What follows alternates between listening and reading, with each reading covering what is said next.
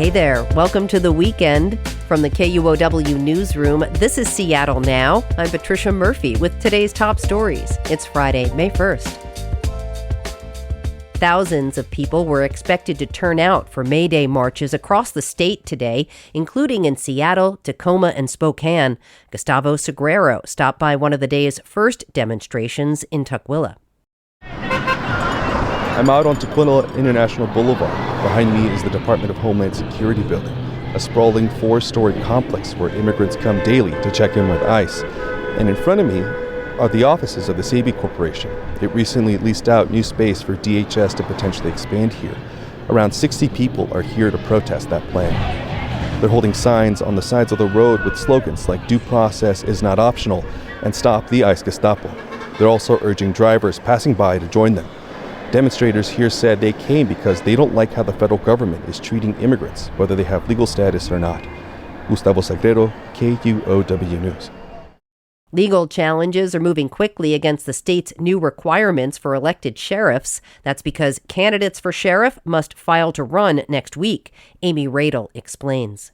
Today, Thurston County Superior Court Judge Christine Schaller issued her second preliminary injunction, putting parts of the new law on hold.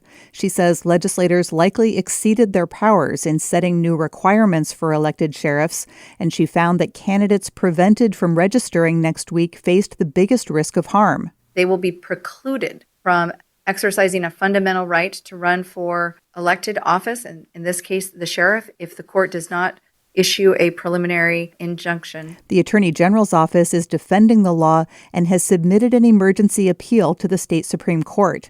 They say allowing candidates to file next week without meeting the new law's requirements will harm legislative intent and lead to chaos if the court ultimately rules in the state's favor.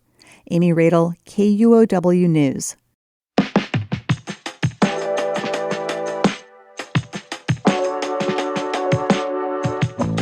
Officials in Snohomish County say king tides have severely eroded a levee that protects the city of Stanwood from flooding. If the earthen levee fails, officials say seawater could displace 1,100 people, but federal permission to repair it while protecting salmon habitat has been elusive. Alan Litton is Stanwood's city engineer.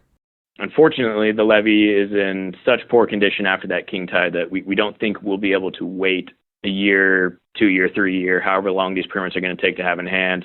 Officials are seeking emergency permission from the Army Corps of Engineers to fix the levee this summer.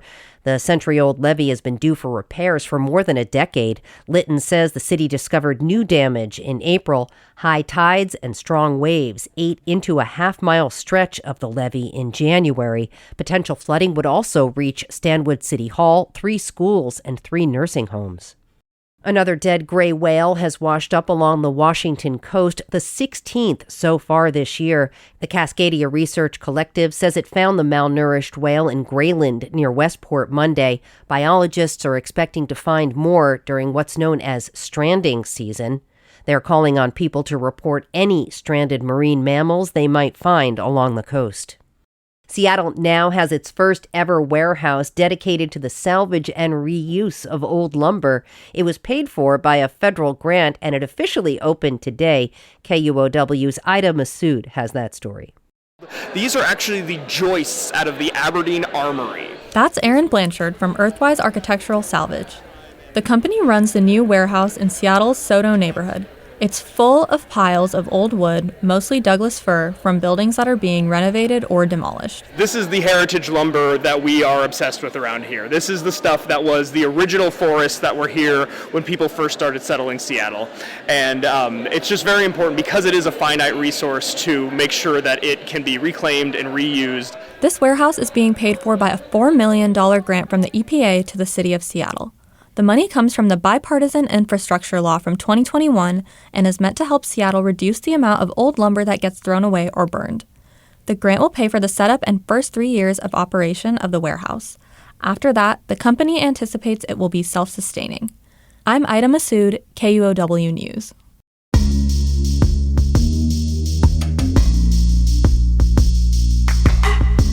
The Seattle Black Film Festival is now underway at the Langston Hughes Performing Arts Institute in the Central District. It features more than 50 films from local and international filmmakers.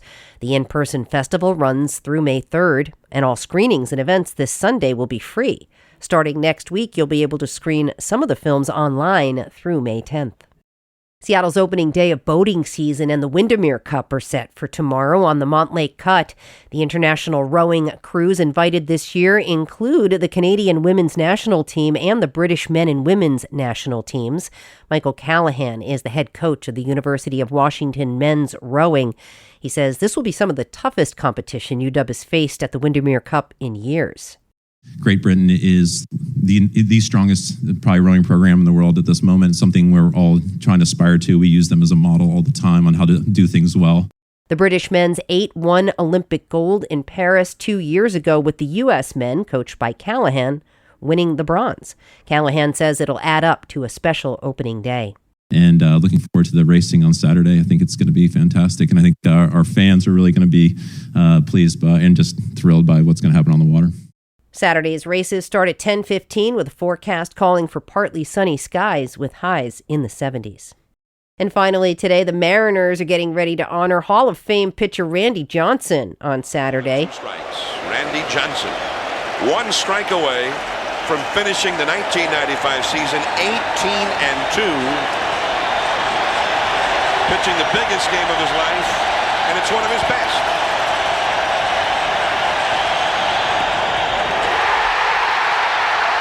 The Seattle Mariners are the champions of the American League West. The team will retire his number 51 jersey during a pregame ceremony tomorrow. The 6'10" pitcher played for the M's between 1989 and 1998, throwing the first no-hitter in team history. He won 5 Cy Young Awards during his career, including one with the Mariners. Next week on Seattle Now, local restaurant chain Izel's Chicken has big plans for the future, and that could mean co-founder Louis Rudd selling the business to someone outside the family. I don't anticipate family member being in that position. In fact, I've talked to all my family members, and they all understand and share what I believe to be the facts today. Hear more Monday morning. That's all for today from the KUOW newsroom in Seattle. Our producer is Andy Hurst, and I'm Patricia Murphy. Seattle Now and KUOW are members of the NPR network. Have a great weekend.